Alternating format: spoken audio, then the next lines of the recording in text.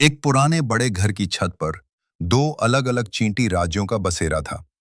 एक तरफ थी लाल चींटियों की रेड सिटी और दूसरी तरफ थी काली चींटियों की ब्लैक सिटी। दोनों राज्यों के बीच सिर्फ एक टूटी हुई ईंट की दीवार थी। रेड सिटी के सरदार का नाम था जनरल लाल सिंह और ब्लैक सिटी के राजा थे कमांडर कालू।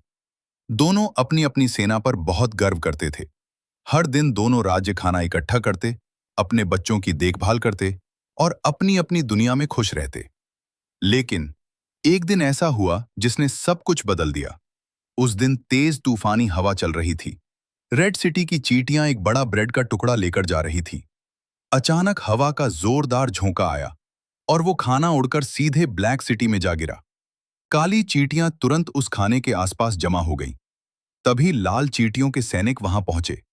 एक लाल सैनिक गुस्से में चिल्लाया, वो खाना हमारा है, तुरंत वापस करो।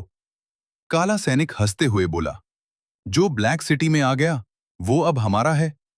ये सुनते ही दोनों तरफ की चींटियां गुस्से से भर गईं।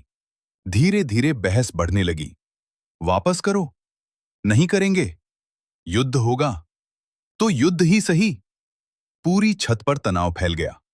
रात होते ही दोनों राज्यों में युद्ध की तैयारी शुरू हो गई।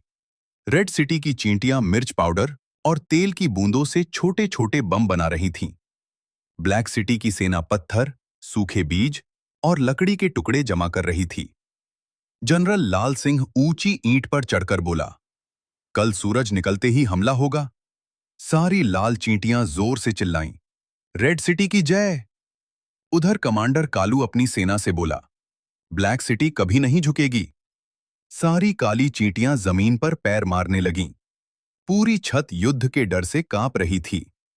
सुबह हुई। सूरज की पहली किरण पड़ते ही धड़ाम, रेड सिटी की तरफ से पहला हमला हुआ। मिर्च वाले गोले हवा में उड़ते हुए ब्लैक सिटी पर गिरने लगे। आक्रमण! उधर ब्लैक सिटी की सेना ने पत्थरों की बारिश शुरू कर दी। छोटी छोटी चींटियां इधर उधर भागने लगीं। कुछ घायल हो गईं, कुछ नीचे गिर गईं। पूरी छत धुएं और चीखों से भर गई। जनरल लाल सिंह जोर से चिल्लाया, ऐसे नहीं, पीछे से हमला करो। तुरंत लाल सैनिक दीवार के पीछे से घूमकर हमला करने लगे।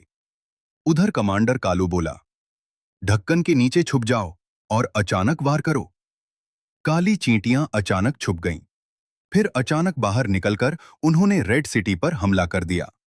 युद्ध और भयानक होता जा रहा था। तभी ब्लैक सिटी की एक छोटी चींटी, जिसका नाम काली था, उसे छत के नीचे एक गुप्त सुरंग दिखाई दी।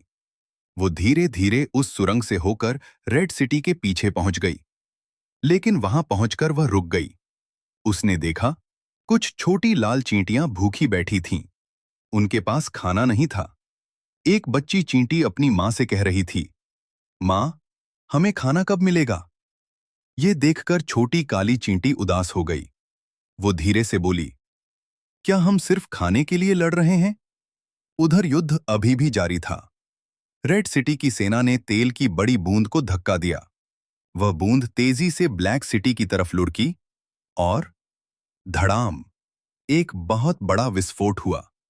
पूरी छत जोर से हिल गई। ईंटें टूटने लगीं। चींटियां डर के मारे चीखने लगीं। छत का एक हिस्सा टूटकर नीचे गिर गया। दोनों तरफ की कई चींटियां नीचे गिर गईं। अब सभी डर चुके थे। तभी नीचे से इंसान के कदमों की आवाज आई। घर का मालिक छत पर पहुंच चुका था। उसने चारों तरफ फैली चींटियों को देखा। फिर गुस्से में बोला, अब मैं पूरी छत पर दवाई डाल दूंगा। ये सुनते ही दोनों सेनाएं डर गईं, क्योंकि अगर इंसान दवाई डाल देता तो रेड सिटी और ब्लैक सिटी दोनों खत्म हो जाती। तभी छोटी काली चींटी आगे आई। वो जोर से बोली, रुको। पूरी छत शांत हो गई। वह जनरल लाल सिंह और कमांडर कालू के सामने जाकर बोली, अगर हम लड़ते रहे तो इंसान हम सबको खत्म कर देगा। दोनों सरदार चुप हो गए। छोटी काली चींटी फिर बोली, हम सब एक जैसे हैं। हम सब अपने परिवार के लिए खाना ढूंढते हैं। फिर हम दुश्मन क्यों बन गए? कुछ देर के लिए पूरी छत पर सन्नाटा छा गया। फिर धीरे धीरे जनरल लाल सिंह आगे बढ़ा। उधर से कमांडर कालू भी आगे आया। दोनों कुछ सेकंड तक एक दूसरे को देखते रहे। फिर दोनों ने हाथ मिला लिया।